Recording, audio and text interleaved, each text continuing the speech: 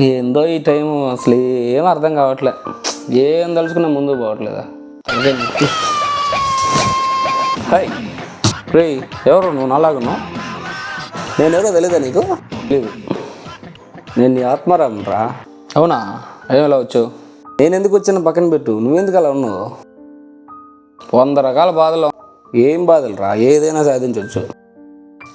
పైన నేను చూసేవాళ్ళు 100 చెప్తారు, గుడ్డు పెట్టే కోడి తెలుస్తుంది అంటే ఏ కోడి గుడ్డు పెట్టుకునే లేదు కదా.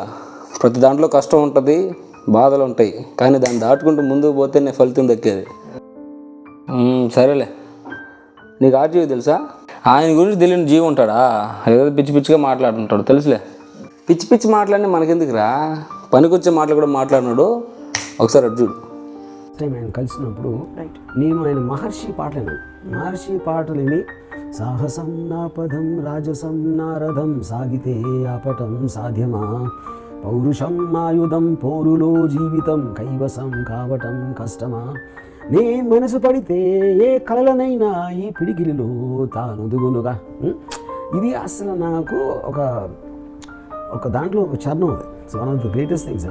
వేడితే లేడి ఒడి చేరుతుందా, వేట సాగాలి కాదా, ఓడితే జాలి చూపేన కాలం కాల రాసేసి పోదా, తప్పని ఒప్పని తర్కమే చెయ్యను, కష్టము నష్టము లెక్కలే వెయ్యను, ఊరుకుంటే కాలమంతా జారిపోదా ఊహ వెంట, నే మనసు పెడితే కలలనైనా ఈ పిడికిలిలో తాను దుగునుగా.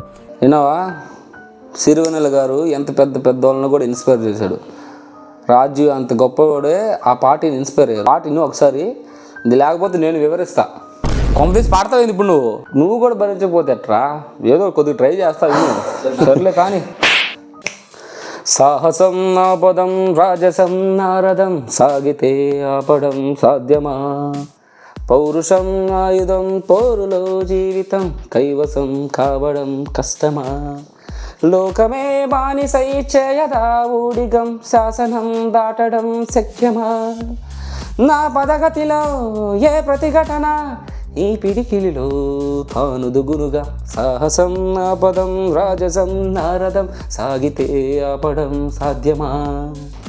సాహసం నా పదం రాజసం నా రథం సాగితే ఆపడం సాధ్యమా అంటే మన దారి సాహసంతో కూడుంటే, సాహసోపేతమైన పనులు మనం చేయగలిగితే, రాజసం అనే రథం మీద మనం ప్రయాణించగలిగితే, అంటే ఆ రథం ఏడుంటుంది ఆ రథం అంటే కుదరదు, మనం క్రియేట్ చేసుకోవాలి.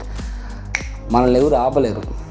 లోకమే బానిసై చేయదా ఊడుగం శాసనం దాటడం శక్యమా.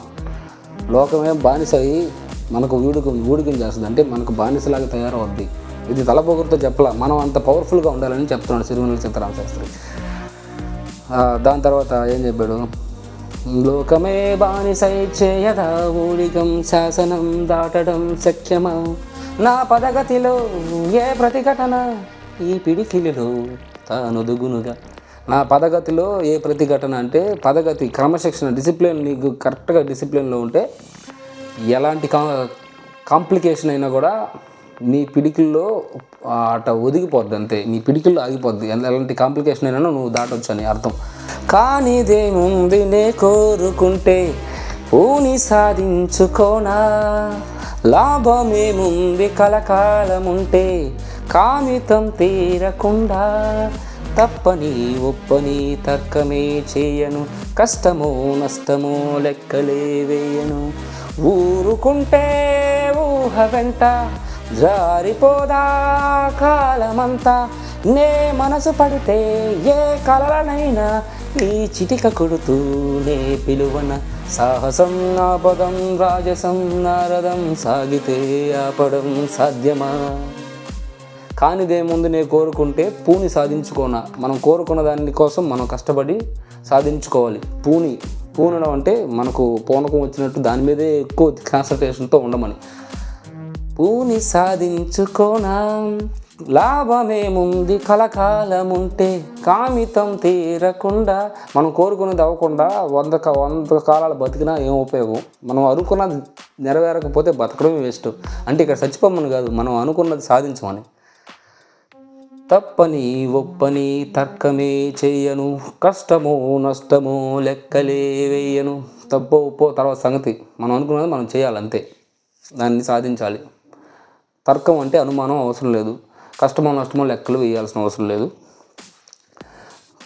ఊరుకుంటే ఊహ వెంట జారిపోదా కాలం అంతా. మనం ఊరుకొని ఉంటే మనం అనుకున్నది జరుగుతుంది అని మనం అనుకుంటే జరగదు. మన ఊహ వెంటే కాలం అంతా జారిపోద్ది. మనం ఆ ఊహల్లోనే గడిపేసామనుకోండి, టైం అంతా దాంట్లోనే పోద్ది. అది అంత గొప్పగా రాశారు సిరివెన్నెల సీతారామ శాస్త్రి గారు. ఇంకా వేడితే లేడి ఒడి చేరుతుందా, వేట సాగాలి కాదా, ఓడితే జాలి చూపేన కాలం, కాల రాసేసి పోదా, అంతము సొంతము పంతమే వీడను, మందలు పందలా ఉండను, బీరు వల్లే పారిపోను, రేయి వల్లో దూరిపోను, నే మొదలు పెడితే ఏ సమరమైనా నాకెదురు పడునా ఏ అపజయం. వేడితే లేడి ఒడి చేరుతుందా, వేడుకుంటే అడుక్కుంటే బాధపడితే ఇలాంటి బతిమాలితే వేడితే లేడి ఒడి చేరుతుందా, మన దగ్గరకు వస్తుందా? వేట చేస్తేనే మనకు కావాల్సింది మనకు దొరుకుతుంది. మనం ఓడిపోయామని కాలం మన కోసం ఆగదు, మనం చూసి జాలి పడదు, కాలం రాసేసిపోద్ది. మందలో పందలాగా ఉండకూడదు, బీరు వల్లే పారిపోను. బీరు అంటే పిరికివాడు వల్లే మనం పారిపోకూడదు. రేయి ఒళ్ళో దూరిపోవడం అంటే చీకటి అంటే మనం రాత్రి అయిన తర్వాతే ప్రశాంతంగా ఉంటాము, పొగులంతా కష్టపడతాం అని అర్థం. పొగులంతా బాధపడుతూ రాత్రి అయిన తర్వాత టెన్షన్ పడుతూ అలా కాకుండా మనం ఎప్పుడు ధైర్యంగా ఉండాలని ఆయన చెప్పిన గొప్ప మాటలు సిరివెన్నెల సీతారామ శాస్త్రి గారు. ఆయన్ని స్మరించుకుంటూ ఆయన రాసిన పాటలు అప్పుడప్పుడు వింటూ ఉంటే ఎన్ని బాధలైనా నువ్వు దాటేయచ్చు. ఓకేనా? Get on. బాబ్బా ఆత్మారావు అద్దరు కొట్టేసా. అంత మంచి పాటని నాకు పరిచయం చేసినందుకు. పరిచయం కాదు, ఆల్రెడీ తెలుసుంటుంది చాలామందికి, కానీ చాలామంది తెలియని వాళ్ళకి ఈ పాట చాలా ఇన్స్పైర్ చేస్తుంది. అండ్ ఇదంతా బాగానే చెప్పావు. అలాగే మా ఛానల్ సబ్స్క్రైబ్ చేసుకోమని చెప్పవా?